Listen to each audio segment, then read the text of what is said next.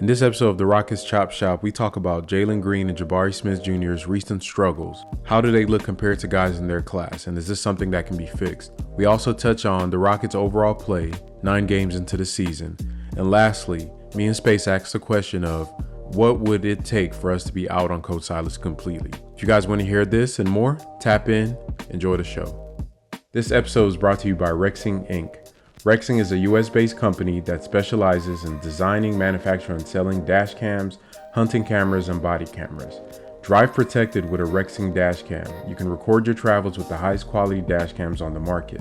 If you're in the wildlife, you can catch animals on camera and they will never know. And for the body cam, it's your word against theirs. If you're interested in purchasing a camera that fits your needs, go to rexingusa.com. That's rexingusa.com. Right now, for all purchases over $99, you get free shipping plus 18-month warranty on your device. That's rexingusa.com. Support the Chop Shop and check them out. Yeah, we gonna get into it today. There's a couple of good topics that have been kind of making their rounds around the fan base regarding the Rockets. One of the most controversial ones right now is the development of our young draft picks, specifically Jabari Smith Jr. and Jalen Green. And this has really come to a head right now because you can see across, the nation, all the other draft picks. You got your Cades and your Ivies, and you got, of course, Paolo Banchero over there in Orlando, looking like the second coming of LeBron. And now people are starting to kind of ask what's going on in Houston, that our guys are looking like in their respective classes, two of the worst picks if we're keeping it 100. So I guess the thing we're going to try to talk about, and I want to get you to go first on this, is what is going on? Why are the Rockets young guys struggling right now? From where I sit and how it's looking to me is that Coach Silas is putting every other priority over our draft picks and their development. If I want to be frank about it, like he's just doing things that don't really contribute to real development on court. Maybe behind the scenes he's doing some things, but as far as on court, I'm not seeing what he's doing to maximize the strengths of our guys. Yes, they trying to get spacing, but it looked like a lot of dribble handoffs and a lot of the actions that they do really is just actions to get a one-on-one play, isolation play. Like all of the other stuff is like window dressing, and it's almost like we're gonna play at 24-hour fitness, and you run around and you do this, and the best player on our team, he ends up with the ball and drives it in. Like it's so basic and it's just so not conducive to enhancing everybody on the court. Like I almost rather just see a Mike D'Antoni style offense, because in the end that's what we getting. We're not getting gimmicked by all this other motion. You know what I'm saying? Like it's not like the Warriors type motion where it's doing with a Right. purpose. It's like they're motioning and running around for just nothing. I don't see them really taking advantage of weaknesses or mismatches that we have. Like we'll have a big man on a little man and they'll shoot a 3-pointer. Like, bro, dump it inside. Like, LP got Suggs on them or something. You know what I mean? Like dump it down low on it. Like it's like they're not recognizing what's going on the court fully. It's just like they're just rolling it out, seeing what happened. If we win, we win. If we lose, we lose. Yeah, I mean, I'm going to go through some numbers of some of our players just to kind of set the context for what people are complaining about. I'll start with Jalen Green. In the 300 minutes he's played, he is shooting. He has an EFG, which, if you guys don't know what an EFG is a combination of 2-pointers and 3-pointers. And the difference between that and true shooting is true shooting adds in free throw percentage. His combined field goal percentage for 2s and 3s is 44%, which is pretty bad. For reference, his rookie season, I think that was up in the 50s. at the rim, which is something I'm really disappointed in for his progression. He seemed like he turned the corner last year, but this year at the rim, he's only shooting 49%. Most guards that are pretty decent are in the high 50s, low 60s. So this puts him in the 20th percentile according to Cleaning the Glass. 42% on short mids, 14% on those long mid rangers that we see him missing. He's shooting 27% from the corners, which is crazy. And all his non-corner threes are 38 for overall 35% from three. So his shooting across the board is not great. Jabari. Now we know Jabari came into this the draft as known as a shooter. If anything that we could bank on was that Jabari was going to shoot and play defense. His shooting so far, EFG. So I just told you what the EFG was. He is a 38% EFG. If y'all don't know how bad that is pretty bad. And he's young, and we'll know it'll improve. Shooting 50% at the rim. Jabari's shooting better at the rim than Jalen Green. So that should also tell you how bad Jalen is doing, that Jabari is. We know Jabari cannot finish for his life. 24% on the short mids, 19% on the long mids. He's shooting 29% on corner threes, 31% on non-corner, 30% from three. To me, this comes down to like you described earlier, putting our players in position to be successful. What it seems like the offense is geared towards allowing our guards to really dictate everything that happens on the court. And I can't say I'm going to blame Coach Silas for the some of the boneheaded decisions Jalen, Kevin Porter, and Eric Gordon make, but I can say that he is the coach. And if you know that your guards aren't getting it done for the sake of the team, then I think a little more creativity as an offensive play caller will go a long way. Which kind of begs the question of, is he like a one-trick pony as it comes to offensive schematics? We know he runs that 5-out system, and he's been blessed to have Luka Doncic as the guy, the brain behind the pushing the ball that kind of allows every decision, like you pointed out, Space, all the mismatches to get taken advantage of. If you help, he kicking it out. If you play him too close, he gonna drive by you. If you play him far off, he gonna shoot it. They're gonna run some actions off because he can see the whole court. And that made that system work, even with the D'Antoni thing. James Harden, Chris Paul, to a lesser extent, Russell Westbrook putting that rim pressure. Now you get into the position where you got Kevin Porter, Jalen Green, and Eric Gordon. Is that the best type of offense we should run? And to me, that's where I'm having trouble seeing his genius on the offensive side of the ball. Yeah, I mean, I think a genius. If you're a genius, you make stuff happen out of nothing. That's when you don't.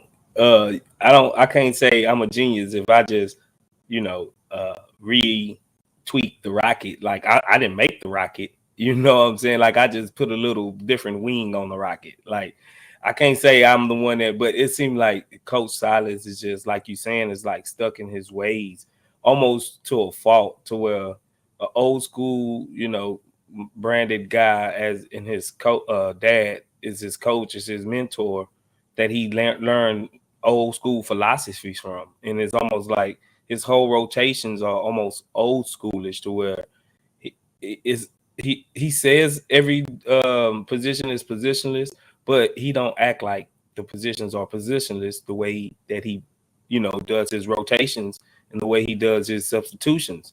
Like he makes the most oddest pairings in the most craziest times, and he makes his substitutions more on instinct and or to not instinct but more on a schedule than how the flow of the game is going. Like he got to get the pulse of the game and read the game. Like, oh, this guy's cooking. Like Tari is doing good. Hey, Eric Gordon, he can sit on the bench another 2-3 minutes. You know what I'm saying?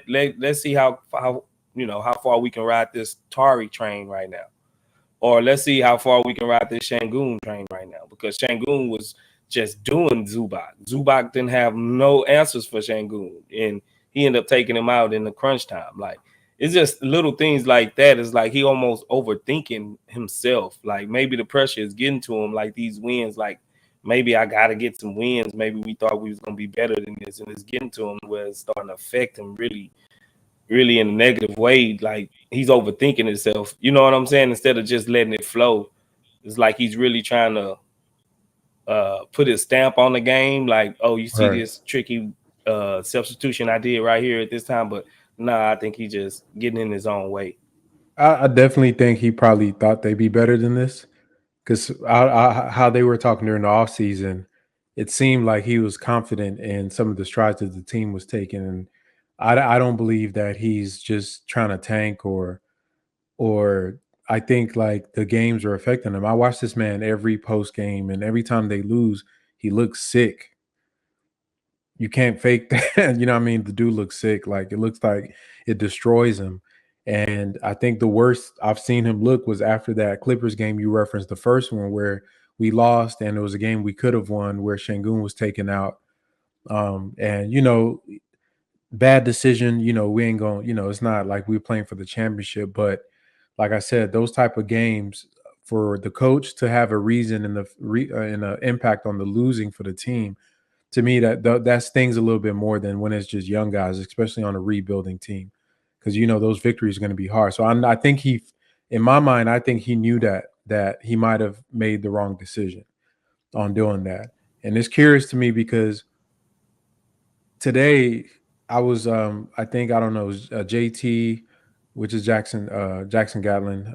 Y'all check out Locked On Rockets if you're not tapped into that, but he posted a clip of Coach Silas speaking about like Alperen Şengün's defense and talking about how the drop coverage is not just it's not just an individual thing because Alp, the team got to help him out because he's guarding two people essentially, and they got to do a better job of making sure they're making their rotations, make sure they're helping when they're supposed to.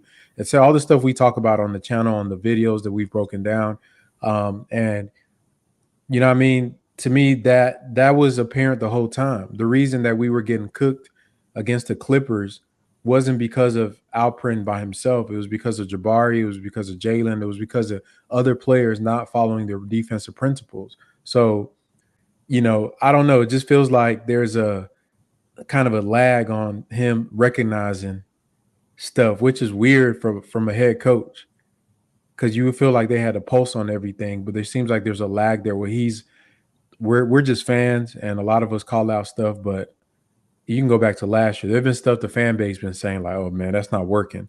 That they wait till it's like the two double bigs almost got him fired. You know what I Yeah, mean? Till they pulled it. yeah, So yeah, I don't get him, man. I really don't get what the dynamic is there, but I feel like there's something kind of off about that yeah. whole It's situation. I can't put my finger on it, because as far as development, I would say last year we was losing more frequently by double digits and 20 plus points, 30 points sometimes, and it wasn't even close. I would say this year we have been more competitive in each game. So if I'm gonna look at it at a broader perspective now and say, okay, baby steps. Last year we was getting blown out the doors. You know what I'm saying? This year we hanging, we're being competitive, we're losing, and it's frustrating because it seems like we have the squad to eke some of these wins out. Like we're right there with the Clippers both times, and the Jazz, and we like it just seemed like some of these games was winnable and we just gave them back, like we just gave them away, and it's frustrating because we we all anticipated. I think most people would anticipate we were going to look a little bit better. And the most thing that I am jarring and stepped back by, it's not Jabari's shooting, because we see shooting from college to NBA. Some guys just take a little while with their shooting, you know what I'm saying? But the free throw shooting is there. You see his form is there. He's going to figure out how to shoot. It's been his defense. Like, what is this development hindering his defense? Because he came in touted like the best defensive guy in the whole draft, and he looks nothing like that on the defensive end. Like, Yeah. they're playing him out of position, dropping him and doing this instead of having him being the POA, at the point of attack all the time. And it's like, it's really, I guess they know that he can do that and they want to see what else he can do. You know what I'm saying? But is that to the detriment of him? Because he looks dejected out there. Like he's losing his confidence and is easing and seeping his way to the offense, and that's why he's steady. He don't feel comfortable on defense, so he can't get comfortable in the rhythm on offense either. Like, if you're not gonna cater to his defensive need, at least run some pick and pops or run some actions to get him open to make him feel comfortable on offense. And I don't see none of that. Like, and I can say that with almost everybody. Like, our offense is not catered to nobody except for it seems like KPJ. I could say our Yeah. offense is good for a KPJ type guy, but our offense is not catered to a Jalen Green type off ball guard type guy or Jabari Smith 3-and-D wing type guy that's got to wait on somebody to make the decision for him to feed him the ball. You know, so it's just not looking, it's not adding up. And whatever Coach Silas is telling them, he needs to start doing it a different way or implementing something different because it just can't keep going on like this, man. It can't. Yeah, the offense. Once again, to go back to who's the brain behind that's ball handling everything. I think it can be to all the stuff you said is just that the person doing it got to be able to do that. So if they can't do that, then let's go back and ask, then why are we running this offense? Like for example, we run the fourth most pick and roll, third or fourth most pick and roll in the NBA. But out of all the team, I think about almost 25% of our plays were pick and rolls. Then at the same time, we're one of the worst pick and roll teams in the league. And if you look at the teams that are up there in frequency, most of them are good at it. So we're only one of the few high frequency pick and roll teams that are terrible at And it, we which suck is at what, it. yeah, why are you doing Why you something keep you're doing it? bad at? Yeah, it's like Right. you're insane. Yeah. You feel me? Most of the teams, if you look at like the teams that don't do pick and roll, they do whatever they're good at, whether it's dribble handoffs, whether it's motion, they're gonna play to their strengths. We're the one team that's banging our heads against the wall that we're gonna keep running these pick and rolls with all the teams with the Lucas and with the John Morant and with them, but our points per possession is like one of the in the bottom of the league in that. So that's just one example to show um, we're not playing to the strengths of our players. And to me, it's at some point they're going to have to show a change up on that because to me, there's a limit where this talk of the B word of bust starts creeping into the guy's head, especially in the social media Yeah. age. When you're looking at Paolo and you're looking at Keegan Murray and you're looking at all these counterparts, Ivey, you're looking at all these guys that are drafted in the same draft as Jabari, and he is struggling mightily. And he is not a guard like Jalen, where he can fix it just by getting more reps of dribbling the ball and getting to the rim. He literally has to depend on KPJ or whoever the guard is feeding him. And if they don't make that switch in their head saying that, hey, I got to get this guy going, he's just stuck.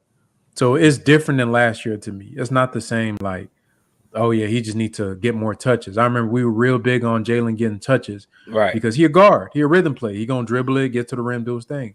Jabari's not that guy. So either they got to improve the guard play like dramatically, or they got to get somebody that can do it, or they got to just throw out that whole system. But I am getting a little bit worried, not because of his individual talent, but just because of the fact that I really don't see a way out of this like anytime soon for him. Yeah. I mean, and it sucks. You know what I'm saying? Like, I understand like how some of the national media guys was like they don't want certain prospects to come here because they're not gonna get the proper development uh from the Rockets, basically.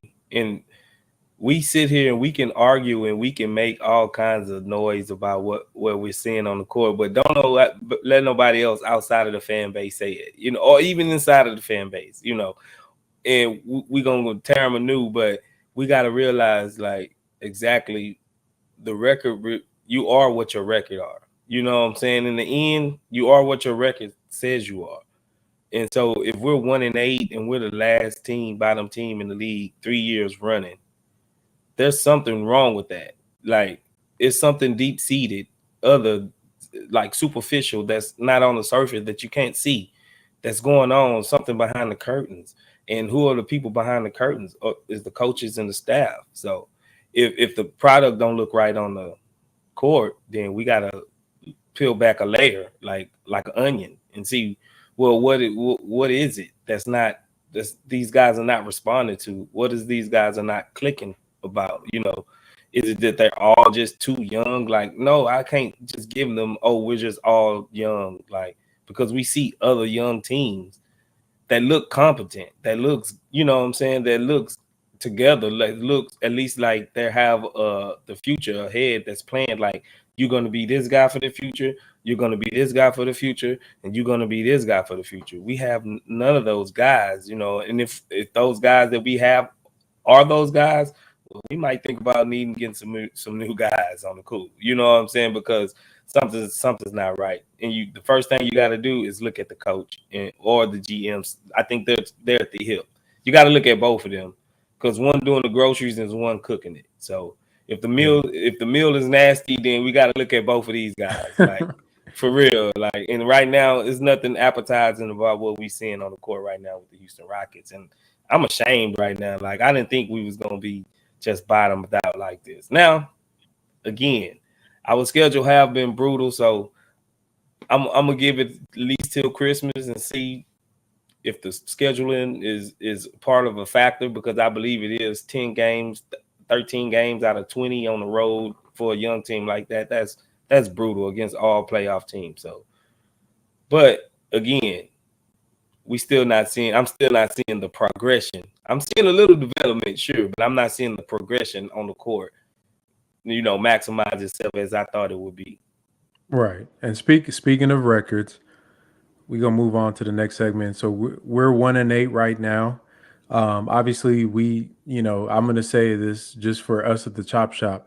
We don't really, when we're talking about these, we're not talking about them winning these games. Literally, you can watch other ball clubs and how they play compared to how we play. Now, I have noticed the team is way more competitive this year, and especially on the defensive end. I think we were ranked 22nd in defensive rating as of right now in the NBA. It might change after some of these games tonight, but the defense has improved. So, kudos to the Rockets coaching staff and the players for doing that. But as far as the games, like going through all the games in your mind, I mean, you can remember, the first game, Atlanta, their backcourt, I don't think they played great, but they still were able to beat us in a competitive game. Then you had, the Greek Freak come in, and Ja came in, had his probably most efficient 40-point game. The Greek Freak came in, had his most efficient 30 or 40-point game. Then we had the Jazz games. Then we had the Suns with Devin Booker had his most efficient 30-some point game, and Paul George came in and had his most efficient. So as far as the like with the wins and the losses, what is your general takeaway from what you've seen and overall how the team has played, especially against these playoff teams? I feel like we hung in there with a lot of them. Like, it was evident that we weren't gonna give up, because we went down big to a couple of them, like down 18 to the Clippers, stormed back, down big to who was that? The Bucks. We was down big to the Bucks, and we kind of came back, and then Giannis just put on his Superman cape in the second half. And so what I'm really gonna get at, and it kind of ties back to what we were saying earlier, are we trying to win these games? So if it comes down to are we trying to win these games, then I'm not satisfied with the result, because it was ways that I think we could have won these games that the coaches just turned a blind eye to, or had a blind spot to where they didn't recognize this in real time enough to actually make the adjustments to win these games, or they did something crazy and tried to make an adjustment that totally blew the game. So if we were trying to win these games, I'm not impressed. But if we were trying to lose these games, then all right, I can totally see exactly why our record is where it's at. And I'm kind of on the fence, truthfully, because you got to look at it as an organization type of thing. At the same time, as being a fan, you kind of want to put your feelings to a side and see exactly what's going on behind the veil. You know, what are we really watching? Like, are we watching a tank, or are we watching guys trying to compete and trying to win? And I think we're almost towing the line of both. Like Coach Silas said, let's the guys would tell us, will let us know, but it don't seem like it's up to the guys. It seems like it's more up to the coaching staff. They're gonna let us know how we're gonna win these games or how we're gonna lose these games. It's not up to the guys, I don't think, because I don't think the guys been put in the correct position all the time to actually try to win these games. It's just been too much, like, you know, for better or for worse, Sengun coming off the bench. Yeah, he looked good, but we seen when he started, he looked even better. You know, so how is that? How will we factor that whole thing in, or you know, and starting Bruno or starting EG over somebody like KJ or Tari, somebody that's looking better than EG. EG did a whole bunch of running around that last game against the Clippers and was goose egg, and he just looked disheartened sometimes. Take this half-hearted EG out and put a full-spirited, young-spirited guy like Tari or KJ in, we might see a different results in these games. But like I said, if we was trying to win these games, I'm not impressed. But if we was trying to lose these games, I totally get it. Yeah, I mean, the games, it's a mixed bag because the games have been hard. We've been playing these really, really good playoff teams, and so it's really hard to gauge. And you got the stuff we talked about with Jabari and Jalen playing bad. So you kind of wonder if Jalen was his regular self, if Jabari was getting those pick and pop looks, if he was able to be placed in a position to be successful, how would that translate? If he wasn't being asked to be a drop big, would that translate to wins? You know what I mean? If Shangun was appropriately used within the offense, would that translate to wins? You know, all these different things. And I think the question you asked is on point. Are we trying to win, or are we trying to tank? I from my perspective, the only person I see tanking is Rafael Stone with this roster that he put together for the team. But everybody else, I think they trying to win. I think Coach Silas, like I said, the dude looked like he gonna cry after every every loss. I don't think that's something that he just puts himself through just to fake and look like he cares. I think he really cares. I think the players care. The roster is just really not up to par. Like, we don't have a guard on the roster that could run a full pick and roll. We don't have a big man that could do, you know, besides Shangun, we don't have that defensive big. Bruno is okay, but he's not, you know, he's not like, for example, I'm looking at the on off for the team right now, and some of the plus minuses with certain lineups. So the most frequent lineup we've had so far since Bruno's been out is KPJ, Jalen, EG, Jabari, and Shangun, which is our new starting lineup. They're -6 differential. And a lot of that is due to Jabari and Jalen. Then you go to the second most frequent lineup, which is the old starting lineup with KPJ, Jalen, EG, Kenyon Martin Jr., and Jabari, which was, I think they started a couple games together and they play in stretches, -13. Then when we started the season with Bruno at the center, that's a -9.8. And surprisingly, the fourth most frequent lineup we got is KBJ, Jalen, Kenyon Martin Jr., Tari, and Shangun. 43 possessions, a +25. So with Jabari off the floor, with Tari in the spot, and Shangun and KJ, they +25, bro. That, which is nuts, scoring 127 points per possession. So that's our best lineup right now, which goes back to the stuff we're talking about with the development with Jabari. What is not clicking there? Why your number 3 pick is that detrimental to your team? Because I don't think it's just him. Tari fits, in my opinion, because Tari doesn't need anything.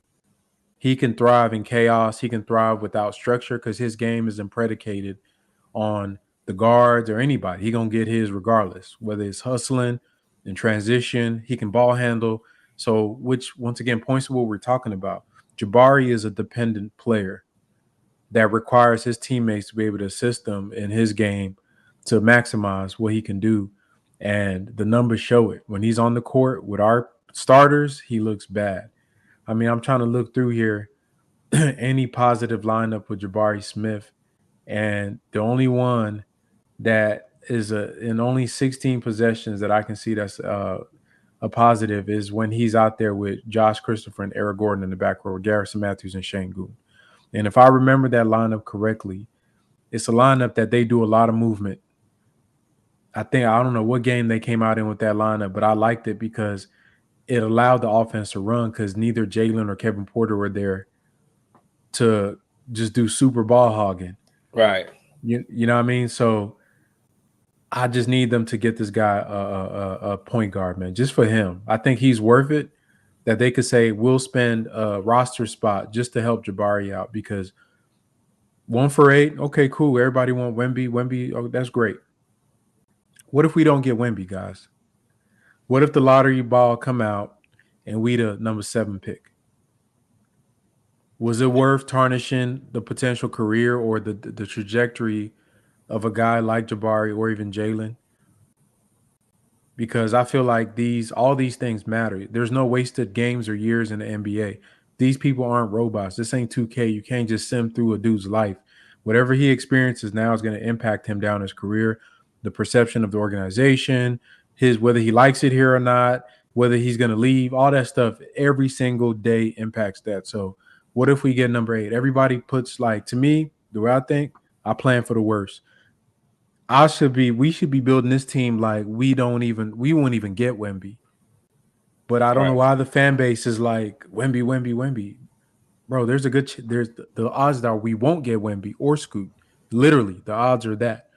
So what happens then? So what? We just damn, we're just gonna throw everything away. So yeah, man, it's the wins and losses don't matter to me, but the product does impact and it should show up on the court. And it should translate to some wins and close losses rather than just looking like we do good. And when teams get serious towards the end of the game, it's like, okay, we done playing with y'all. Let's turn up and shut them down, which is really what it looks like is happening. Yeah. But yeah, we can roll on to finally the last topic. Based on all the stuff we just said, man, at what point, I ain't even going to ask if he's on the hot seat. I don't think at what point would you say man, Silas got to go? Or were you there last week? At what point is it do you have a marker in your mind to say that this is the thing that lets me know that he can't be the coach for this team? I got to choose my words carefully here because I don't want to seem like I'm just dogging on Silas or nothing like that. I made a post that says maybe sometimes we get jobs and take on projects that we're just underqualified for. Like we just don't have the qualifications to do it. And for us to come from nothing, like we had to strip our whole organizations down from even the front office. Everybody left, it's only certain people that's qualified or certain type of guys that can really handle that massive of a project and the undertaking. And maybe we just picked the wrong guy. Maybe Silas is not that guy. And from what most things that I've been seeing, he's leaning more towards he's going to get fired than he's going to be here. Because that record is going to creep up on you like a ghost in the night, and it's going to be like, whoa, 185 and 50. And, and how you gonna justify that? How are you going? Because by the end of the day, he's got to carry that on his resume. That'll be on the Rockets. One season in a blip of 1,000 or 1,000,000, however long we play this game. That's only going to be 1, 2, 3 seasons to them, but to him, that's going to be permanently on his resume. Basically, a loser, an all-time loser at an all-time rate. Like there's never been a team that's been worse in the league 3 years in a row, and Silas is on his way to accomplish that. So it's almost like the organization got to save him from himself eventually.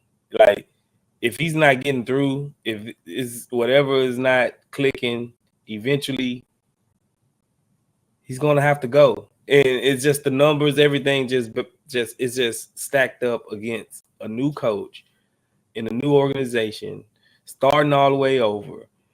It's hard enough for a new coach to go to an established organization, a well-run organization, and still be successful.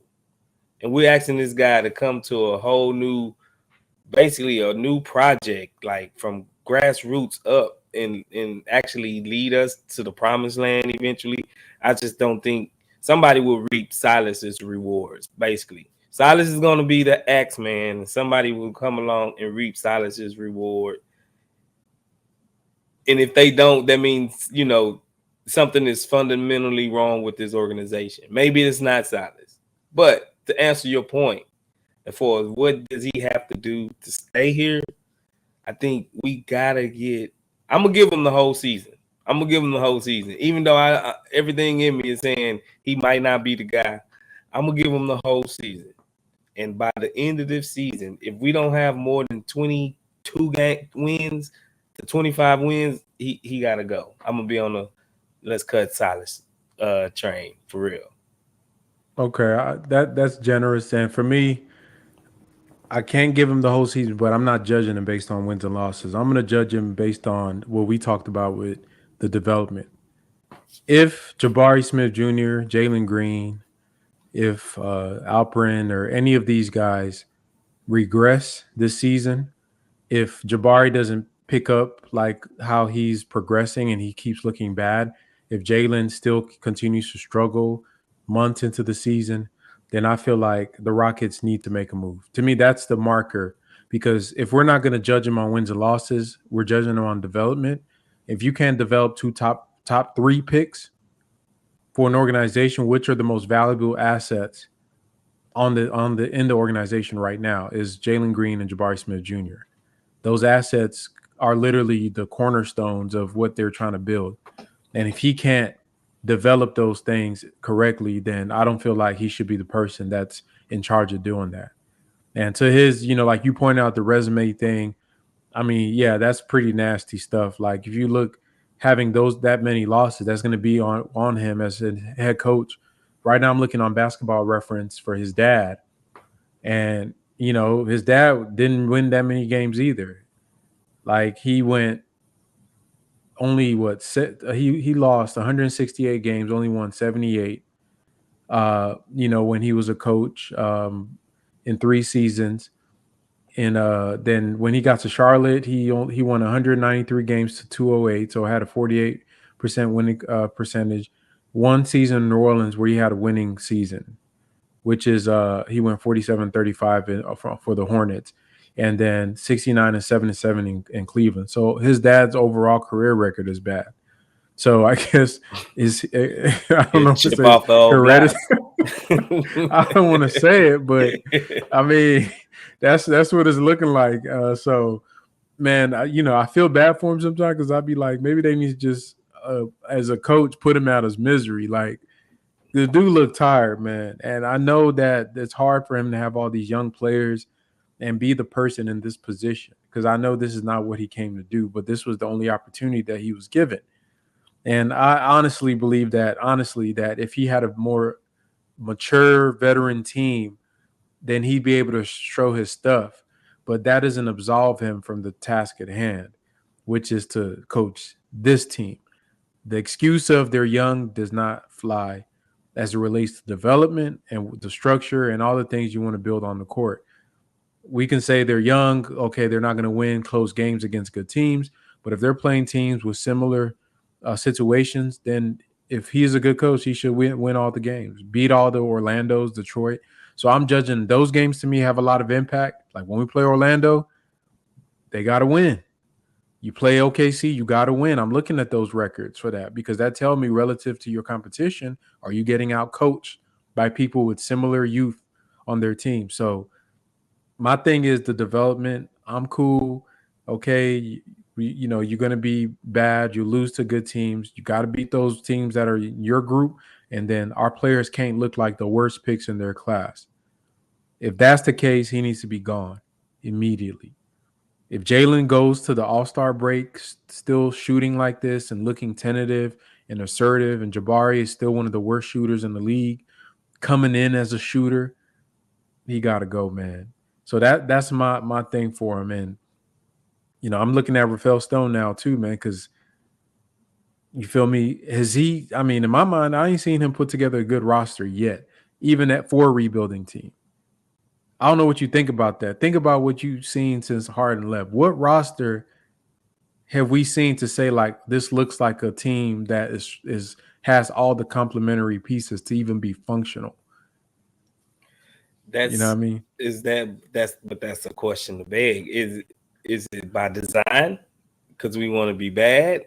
Because you know what I'm saying? Like, what will really tell the tale is this next upcoming season when we got 60 million in cap and we can just go get and outbid some people for some guys, some quality guys. If we don't be outbidding nobody, that means we're not trying to win, or we're not trying to even get better, or you know what I mean? Like, if you when we got the cap the flex with, if we don't do no flexing, then it's gonna be, I'm gonna start questioning Rafael Stone as well, for real. But I think Right. Silas just got the end of this season. Rafael got one more season after Silas for me.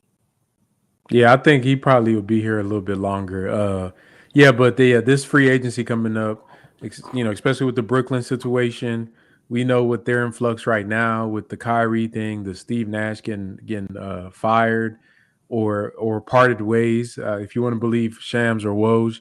Um, that does, kind of put the Brooklyn thing to me. That pick swap is, all right, you feel me? We get a little bit of a bump in our odds in case the lottery ball goes to them and they get the number one pick. But otherwise, we're so bad that if I was Brooklyn, I'd just tank because like even if we win, they get number one, we're probably gonna be number two or three. So they can Right. still get some out of it. But yeah, it'll see, man. I think these couple of games they're weathering through the bad times, so we'll get to see how they look as the schedule eases up just a little bit, and I expect them to look better. That's what I'm hoping for, that they'll start figuring it out, and I hope these 2 days off between this Minnesota game is going to be something that we can see some better basketball from them on the court. So before we go, let me ask you: Minnesota's coming up. They got the Twin Towers, which to me does not bode well for our guards that can't finish at the rim. What do you think? Do we have a chance against the Timberwolves on Saturday? Man, did you just see when Big Nurk did the Had that boy out there looking man, Nurk like looked like like Elijah One, like Bill sexy man. Russell And just imagine Cat and uh and Rudy. Rudy. I don't like, You don't maybe think? we can't go that small. Like, we can probably go small enough to get one of them off the court, maybe Rudy, but even then we're not that good enough. They're not gonna even Yeah, that's respect us true. enough to go if they go small to match up with us going small. They're gonna just leave Yeah, I Rudy in don't there think so. because he can sag off of any of one of our guys like Tate or KJ. They're not really respectable shooters to where he's gonna be able to just roam anyway. And then Jabari ain't been shooting hot anyway, so they're gonna probably like, hey, he with us right now. Sag off of him. Yeah, They're he gonna with sag off us. Jabari. Yeah, they gonna sag off Bari. Like, nah, he with us right now. He ain't even got his jumper going on right now. So it's just gonna be another hard, rough game. Like, they gonna pick and roll us to death, I think, with Ant and uh Big Rudy, and we ain't gonna be able to get in, even though we have been rebounding very well, but I don't think the rebounding is gonna look our way this game. And the only way we may have a chance if we just pressure their front court and make them turn it over before they can even really do nothing. And we just run, and we can run, and we can have a spurt of maybe 4 or 5 minutes of good defense, running the court, and maybe build a lead that way. But if they're able to come down, bring it down with D'Angelo Russell, slow it down, do the pick and roll thing, and with Ant and everybody, it's gonna be a long day for us. Yeah, I'm gonna agree. Big facts on that. Honestly, this might be our worst matchup. if you remember how that Moses kid on the Clippers did, like he came in just by being tall and just looked like he was Shaq or somebody out And there with got 13 Sengun. points in like 6 minutes. Like so, imagine him, but replace it with Rudy Gobert. Then you got Cat shooting threes. He can post up. Yeah, it's a nightmare matchup, especially without Bruno or another. Maybe Boban might have to get some run, but yeah, I think they're probably going to out rebound us. I can see Sengun getting in foul trouble. I'm trying to keep up with their height. Um, if Jalen, I honestly, we never play them good. I mean, we've had a couple games where it was kind of competitive, but they end up pulling away, and they're just a hard matchup for us because they match up with us at every position with somebody that's bigger, stronger, and just better right now. So yeah, I'm with you on that. I hope they get a dub, but I'll be okay. I'm not gonna get to. I'm gonna prepare my mind to take this L for this one coming up. I just got that Orlando game circled on my thing, man. I want to see it. I hope Yeah. Jabari is healthy for that. Ankle ready to go because that him versus Paolo, that's going to be a big momentum game for him. And I'd like to see them guard each other and stuff like that. But that's pretty much it for today. We got Timberwolves, like we said, tomorrow coming up. We're going to have some more content coming out. Space, appreciate you coming through with the heat as always. And just check us out. If you're not subscribed to the channel already, what are you doing with your life? Go ahead and hit that subscribe button. Keep supporting the Chop Shop. We're going to keep bringing that fire content.